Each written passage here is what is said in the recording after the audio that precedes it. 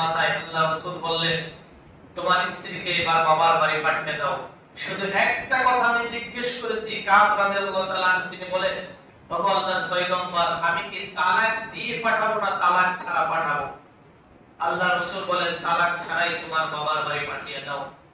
চলে আসলেন, স্ত্রীকে পাঠিয়ে দিলেন। আল্লাহ রাব্বুল আলামিন মানুষদেরকে দুনিয়াতে পাঠিয়েছেন মানুষ ভুল ত্রুটি করবে এবং আল্লাহ তাআলা ক্ষমা করবেন। মানুষ যে ভুল ত্রুটি করে এটা যে আল্লাহ তাআলা ক্ষমা করে, এটা কি আমাদের বিশ্বাস হয়? হ্যাঁ, সবাই একটু জোরে বলেন, বিশ্বাস হয়? এখন তো আর ওহী আসবে না, ওহী এসে জানার কোনো সুযোগ আছে নাকি? কিয়ামত পর্যন্ত আছে? আজকে এমন তিন সাহাবীর ঘটনা ইনশাআল্লাহ আলোচনা করব যাদের ক্ষমার ব্যাপারে আল্লাহ তাআলা কোরআন কারীমের মধ্যে আয়াত নাযিল করেছেন। সুবহানাল্লাহ। অপরাধ তেমন কিছু ছিল না, শুধুমাত্র একটি যুদ্ধে যাই করে আর যাওয়া হয় নাই। আর এতটুকু শুধু অপরাধ, তেমন কোনো অপরাধ নাই।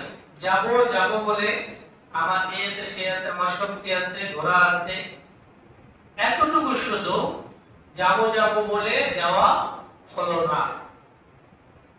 অপরাধ শুধু এতটুকু ছিল।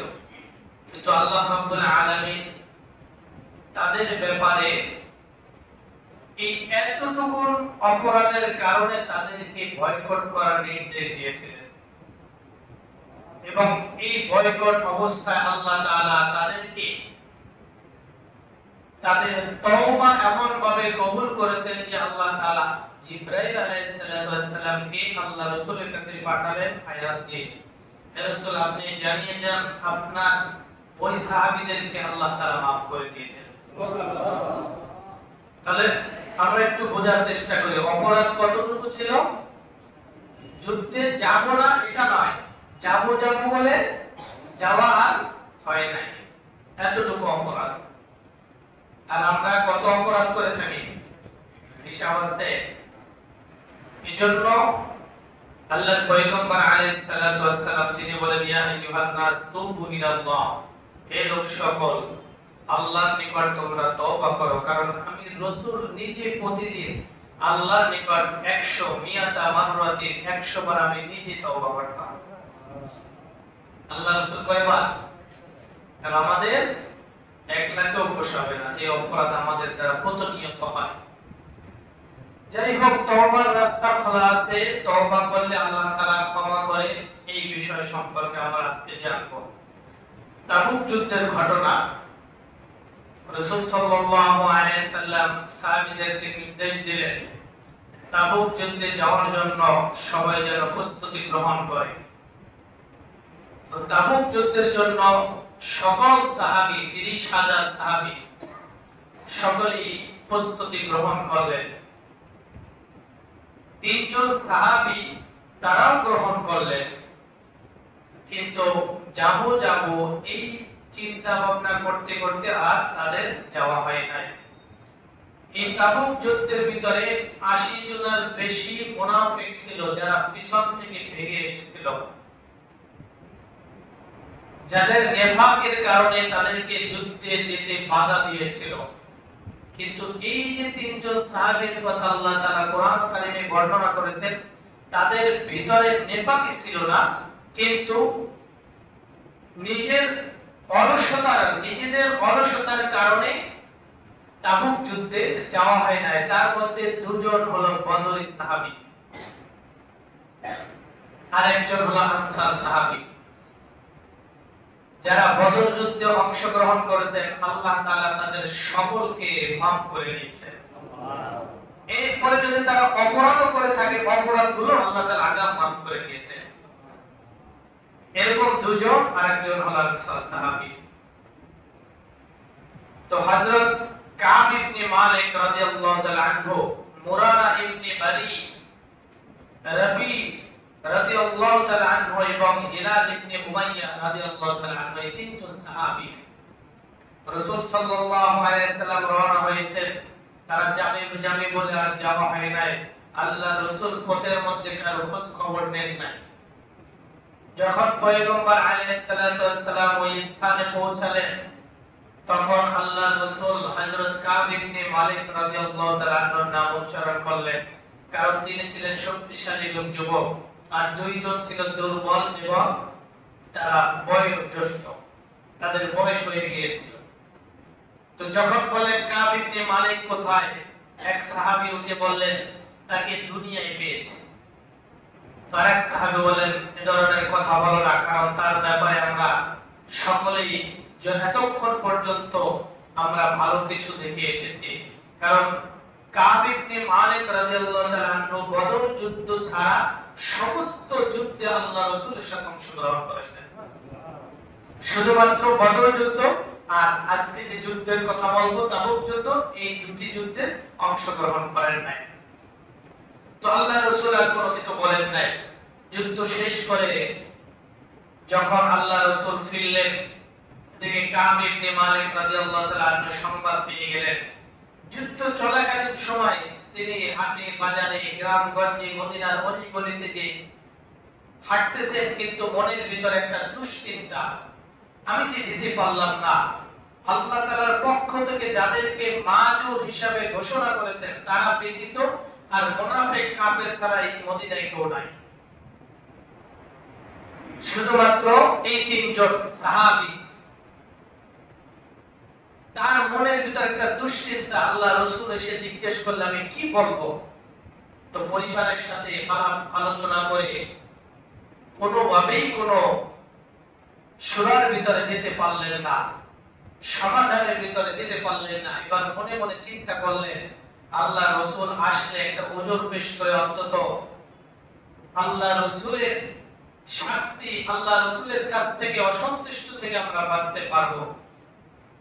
মনে মনে দৃঢ় সংকল্প করে রেখেছেন, ইচ্ছা রেখেছেন যে আসলে এই কথাগুলো বলবে।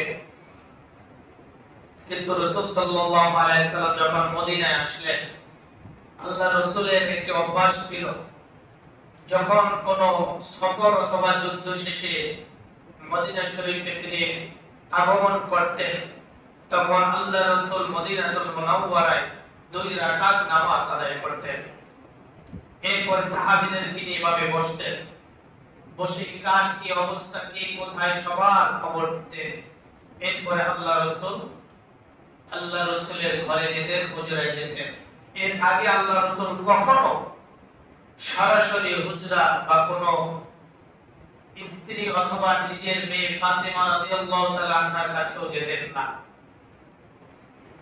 তো যখন কাব ইবনে মালিক রাদিয়াল্লাহু তাআলা আনহু শুনতে পেলেন যে মদিনার কাছাকাছি চলে আসলেন, তার মনের ভিতর আরো দুশ্চিন্তা বেড়ে গেল যে রাত পরেই আল্লাহ রাসূল মদিনায় প্রবেশ করবেন, কি ওজর পেশ করব।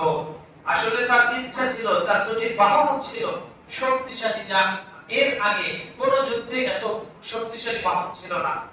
তার ধারণা ছিল আমার শক্তি আছে, বাহুনেরও শক্তি আছে, তারা একটু সামনে অগ্রসর হোক, আমি পিছন থেকে তাদেরকে ধরবো।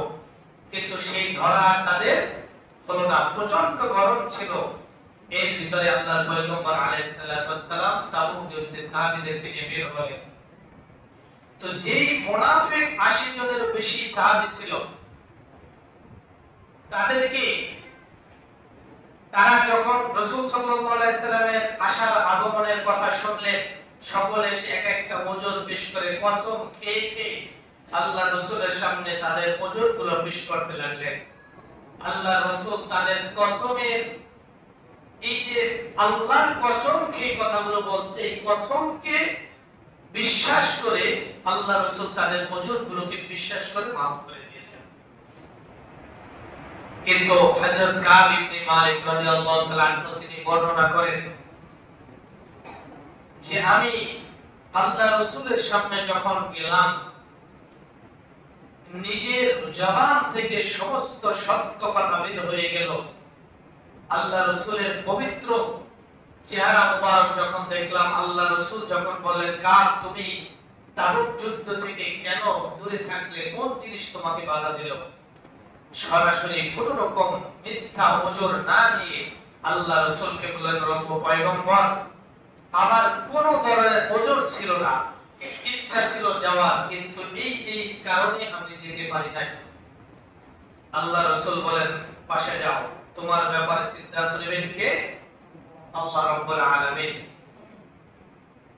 যখন এই সত্য কথাটা বলে মসজিদে নববী থেকে বের হলে, ওই যে মুনাফিক যারা মিথ্যার আশ্রয় নিয়ে আল্লাহ রাসূলকে সন্তুষ্ট করেছে, তারা তিরস্কার করতে লাগলো, আরে আমরা যেভাবে বলেছি তুমি যদি এইভাবে ওজর পেশ করতা, তাহলে তোমরা আমাদের মতো আল্লাহ রাসূলকে সন্তুষ্ট করতে পারতে। এরকম যখন চারদিক থেকে তাকে তিরস্কার শুরু করলো, তার মনের ভিতর একবার চলে আসলো যে আমি আবার যাই আল্লাহ রাসূলের কাছে, আমি এই কথাকে গোপন করে আবার তাদের মতো বলি। কিন্তু আবার ওই লোকদের কাছে জিজ্ঞেস করলো, আমার মতো কি আরো কি আছে? তখন বলল, তোমার মতো সত্য কথা বলার আরো দুইজন আছে। এরা কারা? মুরারা ইবনে রাবি আর হিলাল ইবনে উমাইয়া রাদিয়াল্লাহু আনহু। তখন তিনি দৃঢ় সংকল্প করলেন যে না, যা বলার বলেছি, সত্যটা থাক।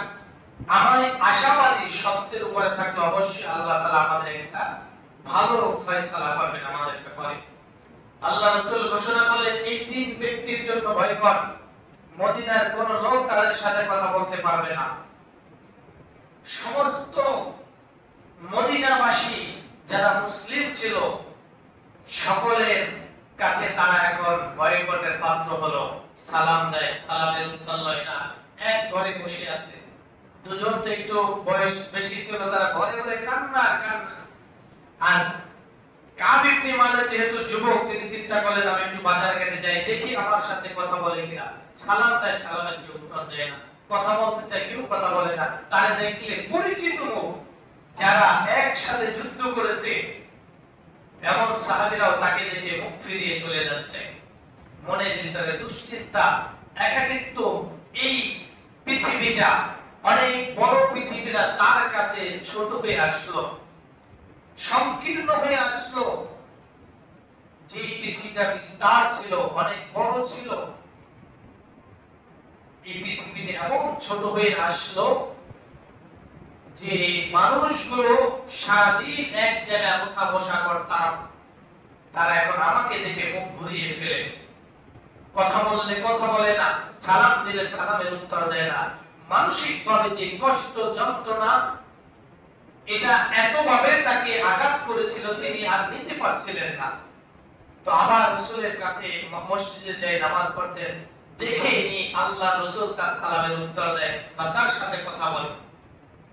তিনি আল্লাহ রাসূলের পাশে গিয়ে নামাজের মসজিদে নববীতে গিয়ে সালাম দিতেন। তিনি বাঁকা চোখে তাকিয়ে দেখতেন আল্লাহ রাসূল তার দিকে তাকান কিনা, বা তার সালামের উত্তর মনে মনে তিনি দেন কিনা। হযরত কাব ইবনে মালিক রাদিয়াল্লাহু তাআলা তিনি বলেন, আমি যখন নামাজের দিকে মনোযোগী হতাম, তখন দেখতাম আমার দিকে আল্লাহ রাসূল তাকান। কারণ রাসূল সাল্লাল্লাহু আলাইহি ওয়াসাল্লাম প্রিয় একজন সাহাবী কাব ইবনে মালিক রাদিয়াল্লাহু তাআলা। আর দুইজন তো আরো প্রিয়, যারা বদর যুদ্ধে অংশগ্রহণ করেছিলেন। তো যখন আবার রাসূলের দিকে তাকাতেন, রাসূল চোখকে ঘুরিয়ে ফেলতেন। এভাবে 40 দিন বয়কটের কয়দিন, 40 দিন আবার রাসূল একজন সাহাবীকে ডেকে পাঠালেন, যাও কাব ইবনে মালিককে মসজিদে নববীতে নিয়ে আসো। আনন্দের সাথে গেলেন, মনে হয় আল্লাহ রাসূল আমাকে সুসংবাদ দিবেন। কিন্তু হযরত কাব ইবনে মালিক রাদিয়াল্লাহু তাআলা জবাব বলে, আল্লাহ রাসূল বলেন, কাব তোমার ব্যাপারে আল্লাহ তাআলা নিষেধাজ্ঞা আরো জোরদার করেছে, আরো কঠিন করেছে। তোমার স্ত্রীকে তার বাবার বাড়ি পাঠিয়ে দাও, স্ত্রীকে বাবার বাড়ি পাঠিয়ে দাও। একমাত্র ঘরে কে ছিল? স্ত্রী। 40টা দিন স্ত্রী তার পাশে ছিল, আর কেউ তার সাথে কথা বলে না, ওঠে না, বসে না, কোন ধরনের কোনো কথা নাই। সেই স্ত্রীকে 40 দিনের মাথায় আল্লাহ রাসূল বললেন, তোমার স্ত্রীকে এবার বাবার বাড়ি পাঠিয়ে দাও। শুধু একটা কথা আমি জিজ্ঞেস করেছি। কাব রাদিয়াল্লাহু তাআলা তিনি বলেন, ওগো আল্লাহর পয়গম্বর, আমি কি তালাক দিয়ে পাঠাবো না তালাক ছাড়া পাঠাবো? আল্লাহ রাসূল বলেন, তালাক ছাড়াই তোমার বাবার বাড়ি পাঠিয়ে দাও। চলে আসলেন, স্ত্রীকে পাঠিয়ে দিলেন। এবার হযরত কাব ইবনে মালিক রাদিয়াল্লাহু তাআলা আনহু চিন্তা করলেন, প্রশস্ত পৃথিবীটা আমার কাছে আগে থেকেই সংকীর্ণ হয়েছিল, ছোট হয়েছিল। এই বিশাল বড় পৃথিবী আমার কাছে আগে থেকেই ছোট হয়েছিল। এখন সুখের দুঃখের যে কথাগুলো আমার স্ত্রীর কাছে বলতাম, এই স্ত্রীর এখন থেকে তার সঙ্গ আমি পাবো না, তার সাথে একটা কথাও আমার বলার সুযোগ হবে না। এই সময় যদি আমি মৃত্যু বরণ করি, ঘরের ভিতরে যদি আমার মৃত্যু হয়ে যায়, আমার মৃত্যুর সংবাদ রাসূলের কাছেও পৌঁছাবে না। কোন সাহাবী, কোন সাথীরা আমার ঘরে প্রবেশ করবে না। আমার যদি এই অবস্থায় মৃত্যু বরণ হয়ে যায়, তাহলে আমার জানাজার নামাজ আদায় করার মতো কেউ থাকবে না। এর যে আরো ভয়ঙ্কর বিষয় হলো, আমার আগে যদি পয়গম্বর দুনিয়া থেকে চলে যান, তাহলে আমার এই ভয়ঙ্কর অবস্থায় কতদিন থাকবো? মৃত্যু পর্যন্ত না, মৃত্যুর পরেও আবার আমার সাথে এরকম ভয়ঙ্কর অবস্থা থাকবে আমার জানা নাই। এজন্য তিনি দরজা লাগিয়ে আল্লাহর কাছে দুই চোখের পানি ছেড়ে ছেড়ে ডাকতে বলেন, আল্লাহ, এর একটা সমাধান আপনি আমাকে করে দেন। যে অন্যায়টুকু করেছি তা ভুলবশত হয়েছে, আল্লাহ আপনি তো অন্তরের খবর জানেন, সব কিছু আপনার কাছে স্পষ্ট। আল্লাহ রাব্বুল আলামিন, আপনি আমাদেরকে ক্ষমা করে দেন। কারণ আপনি যদি ক্ষমা না করেন, এই অবস্থায় যদি আমার মৃত্যু হয়, কোন সাথী আমি পাবো না, রাসূলকে পাবো না, জানাজা দেওয়ার মতো লোক পাবো না, গোসল দেওয়ার মতো লোক পাবো না। সংবাদ যে দেবে আমি ইন্তেকাল করেছি ঘরের ভিতরে, এটাও দেওয়ার মতো কোন লোক পাবো না। আর তার চেয়ে আরো দুঃসংবাদ হলো, আমার আগে যদি পয়গম্বর মারা যায়, তাহলে আমার জন্য আরো ভয়ঙ্কর কিছু হবে। তিনজন সাহাবী তিন জায়গায় বসে আল্লাহর কাছে নিজেদের তওবা করে এত কান্নাকাটি শুরু করে দিলেন। আল্লাহ রাব্বুল আলামিন 50 দিনের মাথায় আয়াত নাযিল করলেন। 50 দিনের আয়াত মাথায় আয়াত নাযিল করেন, ওয়া আলাস সালাসাতিল্লাযীনা খুলিফু হাত্তা ইযা দাকাত আলাইহিমুল আরদু বিমা রাহুবাত সুম্মা দাকাত আলাইহিমুল আরদু সুম্মা তাবা আলাইহিম লিয়াতুবু ইন্নাল্লাহা গফুরুর রহিম। আল্লাহ রাব্বুল আলামিন আয়াত নাযিল করেন, জিবরাইল যাও রাসূলের কাছে, যাও এই আয়াত নিয়ে যাও। ওয়া আলা সালাসাতিল্লাযীনা খুলিফু, ওই তিনজন সাহাবীর ব্যাপারে সুসংবাদ দিয়ে আল্লাহ রাব্বুল আলামিন তাদের তওবাকে কবুল করলেন। আর আল্লাহ রাব্বুল আলামিন তাদের ক্ষমার ঘোষণা পাঠিয়ে দিলেন। সুবহানাল্লাহ। ফজরের নামাজের পর আল্লাহর পয়গম্বর এক সাহাবীকে পাঠালেন, যাও এই সংবাদ দিয়ে আসো। সাহাবী এক দৌড়ে কাব ইবনে মালিক রাদিয়াল্লাহু তাআলা আনহু এবং মুরারা ইবনে বারি হিলাল ইবনে উমাইয়া রাদিয়াল্লাহু তাআলা আনহুর ঘরে প্রবেশ করলেন। সুসংবাদ দাও, সুসংবাদ দাও, আল্লাহ তাআলা তোমাদের তওবাকে কবুল করেছেন। আল্লাহ রাব্বুল আলামিন রাসূলের কাছে এখন জিবরাইল আলাইহিস সালাতু ওয়াস সালাম আয়াত নিয়ে আসলেন, ওয়া আলা সালাসাতিল্লাযীনা খুলিফু, আল্লাহ তাআলা তোমাদের তিনজনকে ক্ষমা করে দিলেন। সুবহানাল্লাহ। হযরত কাব ইবনে মালিক বলেন, এই সুসংবাদ দেওয়ার জন্য আমার দুটি কাপড় ছিল, ছাড়া আমার কোনো কাপড় ছিল না। আমার নিজের শরীর থেকে জামাটা করে তাকে পরিয়ে দিলাম আর বললাম, ও সাহাবী শোনো, ও আমার সাথী, ও আমার ভাই শোনো, যে দিন আমি ঈমান গ্রহণ করেছি, ওই দিনের চেয়েও আজকে আমি বেশি আনন্দিত হয়েছি। কারণ হলো আমার রব আমার তওবা গ্রহণ করেছেন আর আমাকে মাফ করার সুসংবাদ দান করেছেন। সুবহানাল্লাহ। এবার তিনজন সাহাবী আল্লাহর রাসূলের দরবারে হাঁটতে হাঁটতে উপস্থিত হলেন। আল্লাহর রাসূল মুখে হাসি, কাব ইবনে মালিক রাদিয়াল্লাহু তাআলা আনহু বললেন, যখন পয়গম্বর খুশি হতেন মুস্কি হাসিতে মনে হতে যেন এটা কোনো মানুষ নয়, একটা জালের খণ্ড হাসতেছে। এবার কাব ইবনে মালিককে বললেন, তোমাকে ক্ষমার ঘোষণা করা হয়েছে। ওয়ালা সালাতাল্লাযীনা খুলিফু হাত্তা ইযা লাকাত আলাইহিমুল আরদু বিমা রাহাবাত ওয়া দাকাত আলাইহিম আনফুসুহুম ওয়া যান্নু আল্লা মালজা মিনাল্লাহি ইল্লা ইলাইহি সুম্মা তাবা আলাইহিম লিয়াতুবু ইন্নাহু গফুরুর রহিম। আল্লাহ রাব্বুল আলামিন আয়াত শোনালেন আর কাব ইবনে মালিক, মুররা ইবনে বানি উমাইয়া ইবনে হিলাল ইবনে উমাইয়া রাদিয়াল্লাহু তাআলা আনহুকে শোনালেন এবং কাব ইবনে মালিক রাদিয়াল্লাহু তাআলা বললেন, ওগো পয়গম্বর, এটা কি আপনার পক্ষ থেকে নাকি আল্লাহ তাআলার পক্ষ থেকে আয়াত নাযিল হয়েছে? রাসূল পাক সাল্লাল্লাহু আলাইহি সাল্লাম মুস্কি হাসিয়ে দিয়ে বলেন, ও কাব, এটা আমার পক্ষ থেকে নয়, এটা আল্লাহ রাব্বুল আলামিনের পক্ষ থেকে তোমাদেরকে ক্ষমার ঘোষণা দিয়ে পাঠিয়েছেন। সুবহানাল্লাহ।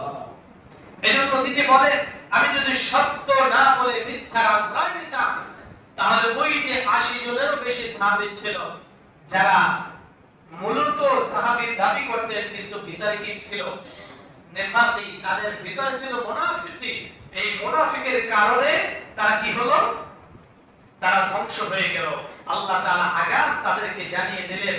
আল্লাহ তাআলা বলেন সূরাতুত তাওবায় আয়াত নাম্বার 94 তে আল্লাহ তাআলা বলেন, ইয়াতাজিরুনা ইলাইকুম ইযা রাজাতুম ইলাইহিম কুল লা তা'তাযিরু লান নু'মিনা লাকুম ক্বাদ নাব্বানা আল্লাহু মিন আখবারিকুম ওয়া সায়ারা আল্লাহু আমালাকুম ওয়া রাসূলুহু সুম্মা তুরাদ্দুনা ইলা আলিমিল গায়বি ওয়াশ শাহাদা ফায়ুনাব্বিউকুম বিমা কুনতুম তা'মালুন।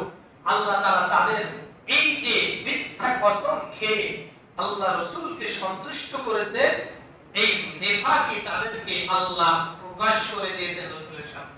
সুবহানাল্লাহ বলবেন না? আল্লাহ তাআলা বলেন, ইয়াতাজিরুনা ইলাইকুম ইযা রাজাতুম ইলাইহিম, যুদ্ধের পর যখন তাদের কাছে ফিরে আসবে, আপনার কাছে তারা ফিরে আসবে। ইয়াতাজিরুনা ইলাইকুম ইযা রাজাতুম ইলাইহিম, তারা যখন আপনার নিকট ফিরে আসবে তখন তারা আপনার কাছে ওজর পেশ করবে। ওজরগুলো কি? আজ তোমরা আর কখনো তোমাদের বিশ্বাস আমি করব না, ওজর পেশ করবে। কিন্তু আপনি বলবেন কি? ওয়াসায়ারাল্লাহু আমালাকুম ওয়া রাসূলুহু সুম্মা তুরাদ্দুনা ইলা আলিমিল গায়বি ওয়াশ শাহাদা, যে তোমরা কোন রকম ওজর আপত্তি আমার নিকট আর প্রকাশ করো না। কেন? আল্লাহ তাআলা বলেন, আল্লাহ তাআলা ইতিমধ্যেই তোমাদের অন্তরের সব কথা আমাকে জানিয়ে দিয়েছেন। সুবহানাল্লাহ। কাদের কথা? ওই যারা ভিতরে নিফাকি দেখেছিল, মুনাফিক যারা যুদ্ধে অংশগ্রহণ করেই না, এক অপরাধ। দ্বিতীয় অপরাধ করেছে কি? তারা রাসূলের সামনে এসে মিথ্যা কথা বলে আল্লাহ রাসূলকে সন্তুষ্ট করে তারা আযাব থেকে বেঁচে গিয়েছিল, কিন্তু সাময়িক আযাবের চেয়ে কঠিন আযাবে তারা পড়ে গেল। আল্লাহ তাআলা বলেন, আল্লাহ তাআলা এবং তার রাসূল অবশ্যই তোমাদের কার্যকলাপ সম্পর্কে দেখবেন, অতঃপর তোমরা সেই মহান সত্তার কাছেই ফিরে যেতে হবে, যিনি যেমন জানেন তেমন তোমাদের গোপন খবরও জানেন। মনের খবর কি জানেন? আল্লাহু সামিউন বাসীর। সবকিছু দেখার কে? দেখেন শোনেন কে? অন্তরে কি আছে? ইন্নাস সামআ ওয়াল বাসারা ওয়াল ফুআদ। অন্তরের খবর কে জানেন? আল্লাহ তাআলা জন্য বলেন যে তোমাদের প্রকাশ্য গোপন সবকিছুর খবর আল্লাহ তাআলার কাছে আছে। ফাইনাব্বিকুম বিমা কুনতুম তা'মালুন, তোমাদেরকে বলে দেবেন যে দুনিয়ার জীবনে তোমরা কি কাজ করেছিলে। সায়াহলিফুনা বিল্লাহি লাকুম ইযা ক্বালাবতুম ইলাইহিম লিতু'রিদু আনহুম, যখন তোমরা তাদের কাছে ফিরে আসবে তখন তারা আল্লাহ তাআলার নামে কসম খেয়ে বলবে তোমরা যেন তাদের কাছ থেকে ব্যাপারটা উপেক্ষা করো এবং উপেক্ষা করো। ব্যাপার তাদের ঠিকানা হলো জাহান্নাম। তাদের ঠিকানা কোথায়? ইন্নাহুম রিজিসু ওয়া মাওয়াহুম জাহান্নাম। তাদের ঠিকানা কোথায়? জাহান্নাম। জাযাআম বিমা কানু ইয়ামালুন ইয়াকসিবুন। আল্লাহ তাআলা বলেন তারা দুনিয়ার জীবনে যা কিছু করেছে এটা হচ্ছে তাদের যথার্থ বিনিময়। কি করেছে? তারা এই অপরাধগুলো করেছে, যুদ্ধে যায় তো যাই নাই, উল্টা রাসূলের কাছে মিথ্যা ওজর কসম খেয়ে, আল্লাহর নামে কসম খেয়ে তারা বলেছে। এজন্য আল্লাহ তাআলা বলে তাদের ব্যাপারে আমি আল্লাহ তাআলা সিদ্ধান্ত নিলাম যে তাদেরকে আমি জাহান্নামের শাস্তি দেব। কেমন শাস্তি দিবেন? আল্লাহ তাআলা 94 এবং 95 আয়াতে বলেন, 94 এবং 95 আয়াতে সেই কথাগুলো এটা বলেছেন, এবং 117 এবং 118 নম্বর আয়াতে আল্লাহ তাআলা আরো বলেন একই সূরায় আল্লাহ তাআলা বলেন, ইয়া আইয়ুহাল্লাযীনা আমানুত্তাকুল্লাহ, হে ঈমানদার বান্দারা আল্লাহকে ভয় করো, কুনু মা'আস সাদিকিন, আর সৎ সঙ্গ গ্রহণ করো। কারণ এই কাব ইবনে মালিক রাদিয়াল্লাহু তাআলা আনহু যদি সৎ সঙ্গ না নিয়ে দুইজনকে বেছে নিয়েছেন, 80 জনকে বেছে নেন নাই। সৎ যারা সত্য কথা বলেছে তাদের সংস্পর্শ গ্রহণ করে সত্যের উপরে অটল ছিল, যার কারণে আল্লাহ তাআলা 50 দিনের মাথায় তাদের তওবা কবুল করেছেন। সুবহানাল্লাহ। আর যারা মিথ্যার আশ্রয় নিয়েছিল তাদের ব্যাপারে আল্লাহ তাআলা কি ঘোষণা করেছে? যে জাহান্নামের শাস্তি তাদেরকে আল্লাহ তাআলা দিবেন। এজন্য সর্ব অবস্থায় সত্য কথা বলা অভ্যাস করে করার তোলা। লাকাদ তাআল্লাহু আলান নবিয়্যি ওয়াল মুহাজিরিন ওয়াল আনসারি والذين اتبعوا في سبيل الأنصار الذين اتبعوا في ساعة العسرة من بعد ما كاد يزيغ قلوب فريق منهم ثم تاب عليهم إنه بهم رؤوف رحيم। আল্লাহ তাআলা বলেন অবশ্যই আল্লাহ তাআলা তার নবীর উপর অনুগ্রহ করেছেন। কেমন অনুগ্রহ করেছেন? যেমন রয়েছে তাদের উপর আনসারদের উপর একান্ত কঠিন সময় তার অনুগ্রহ করেছিলেন, তাদের সকলকে ক্ষমা করেছিলেন। এজন্য সত্য কথা বলা, আল্লাহ রাসূলের সামনে মিথ্যা কথা বলবেন এটা আল্লাহ তাআলা জানাবেন না। এটা হয়তো কাফের এবং মুনাফিকরা এটা বিশ্বাস করত না, কিন্তু যারা খাঁটি মুমিন মুসলমান তারা জানতো যে আমি যদি রাসূলের কাছে মিথ্যা ওজর পেশ করি, মিথ্যা বলি, আল্লাহ তাআলা যে কোনো সময় ওহীর মাধ্যমে আল্লাহ রাসূলের সামনে সত্যটা প্রকাশ করে দিবেন। যেন কাব ইবনে মালিক রাদিয়াল্লাহু তাআলা সত্যের উপরে অটল থাকা কারণে আল্লাহ তাআলা তাদের প্রতি দয়া করেছেন। ইন্নাহু বিহিম রাউফুর রহিম, আল্লাহ তাআলা তাদের প্রতি দয়া করেছেন। কেমন দয়া? যে আল্লাহ তাআলা তাদেরকে ক্ষমার ঘোষণা করে দিয়েছেন। সুবহানাল্লাহ। এজন্য সৎ কথা। অন্য আয়াত আল্লাহ তাআলা বলেন, আফালা ইয়াতুবুনা ইলাল্লাহি ওয়া ইস্তাগফিরুনা, আফালা ইয়াতুবুনা ইলাল্লাহ, তারা কি তওবা করে আল্লাহর দিকে ফিরে আসবে না? ওয়া ইস্তাগফিরুনাহু আল্লাহু গফুরুর রহিম, তাদের গুনাহ সমূহের জন্য তারা কি ক্ষমা চাইবে না? ইন্নাহু বিহিম রাউফুর রহিম আল্লাহু গফুরুর রহিম, আল্লাহ তাআলা গুনাহ ক্ষমা করে ওয়ালা। আফালা ইয়াতুবুনা ইলাল্লাহ, তারা যে অপরাধ করেছে তওবা করবে না? তারা কি আল্লাহর নিকটে ফিরে আসবে না? ওয়া ইস্তাগফিরুনাহু, তাদের অপরাধের জন্য গুনাহের জন্য কি তারা তওবা করে না? যারা দিনের কাজ রাতে করেছে, অসংখ্য মানুষের মনে কষ্ট দিয়েছে, অসংখ্য মানুষের সম্পদগুলো আত্মসাৎ করেছে, তারা কি একবারও আল্লাহর নিকট তওবা করবে না? যারা নিজেদেরকে অনেক বড় মনে করেছিল, আমার এই পৃথিবীটা আমার কাছে প্রশস্ত মনে হয়েছিল, কিন্তু এখন তাদের সব কিছু সংকীর্ণ হয়েছে কিনা বলেন? এখন কি আল্লাহ তাআলা বলেন ওই সমস্ত মানুষগুলো যারা মানুষদেরকে বিনা অপরাধে কাঠগড়ায় দাঁড়া করেছিল, বিনা অপরাধে মানুষের প্রতি জুলুম করেছে, আফালা ইয়াতুবুনা ইলাল্লাহ, এখন কি তারা তওবা করে ফিরে আসবে না রবের দিকে? ওয়া ইস্তাগফিরুনা, তারা যে অন্যায়গুলো করেছে এই অন্যায়ের জন্য আল্লাহর কাছে কি ক্ষমা চাইবে না? আল্লাহ তাআলা মুমিনদেরকে প্রশ্ন করেছেন, আল্লাহু গফুরুর রহিম, আল্লাহ তো গফুর রহিম, যদি তওবা করো এখনো সুযোগ আছে, আল্লাহ তাআলা ক্ষমা করবেন, না হলে এই জমিন তোমাদের জন্য আরো সংকীর্ণ হয়ে যাবে।